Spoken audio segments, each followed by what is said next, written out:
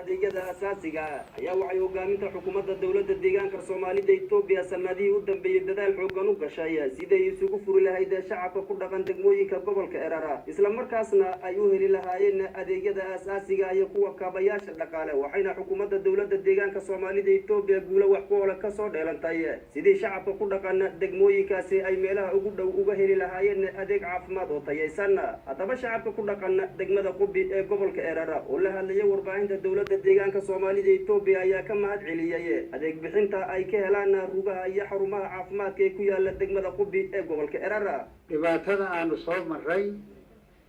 sida aanu ku soo maray ilaa asaa wajalla booy bani aadmi loogama sheekin karo taanto jabayn haddaan dhimashahayn haddaan mara lahayn dhibaato badan baan ugu soo martay maanta waxaan maraynaa caadadaas maray boqolkiiba 90 baan ku mahad celinaynaa dhakhtarkii baan helay daawadii baan helay ambalaastii baan helay waxaan helay hadda degdeg si wax loo soo qaadaan helay haddii ilaahay ka dhigoy mahad weyn baan maanta adduunku hadduu mahaleeyay maanta mahad baan marka hore waxaa jiri jirtay hooyooyinkanaga umula way dhiig bixi jireen markay dhiig bixi jireen cirkaa mooyin dee meel noo furnayd ma jirto alxamdulilah rabbil caalamiin baan maanta leenahay caafimaadka baa noo dhisan xisbigana waa aad buu u fiican yahay boqolkiiba boqol waanu mahad celinaynaa hooyada dhiig baxda dhiig joojinta waa lagu dhufanayaa caafimaadkii baa la keenayaa ambalaastii baa noo imanaysa si maxay dardargelina ayaa maxay naloo soo dhaweynaya qaaday ruux ambalaasta marka boqolkiiba boqol baan ku nasanay caafimaadkii baan helay daawadii baan helay dayactirkii baan helay marka dee caqliguma koobi karo hadda anagu waxaan helay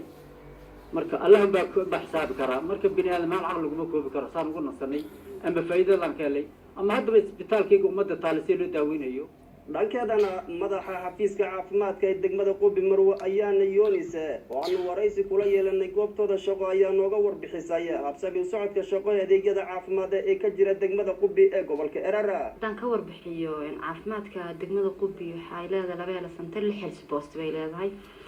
lix health post waa functional labada hel center mid waa functional midna waa no functional mid delivery buu leeyahay EBI buu leeyahay OPD under 5 buu leeyahay adult buu leeyahay wuxuu leeyahay oo kale waaxii dhamayska farmasiga buu leeyahay waaxii dhamaystirnaa oo dhan buu leeyahay ay bixin lahaayeen goobaha caafimaadka loogu talagalay hela center ahaan intii buu leeyahay shaqaalihiin oo dhameystiran yihiin ambalaas baan leenahay mobile health team baa ka shaqeysa IMC baa ka shaqeysa qaybta nutrition-ka naga caawisa iyada laftirkeeda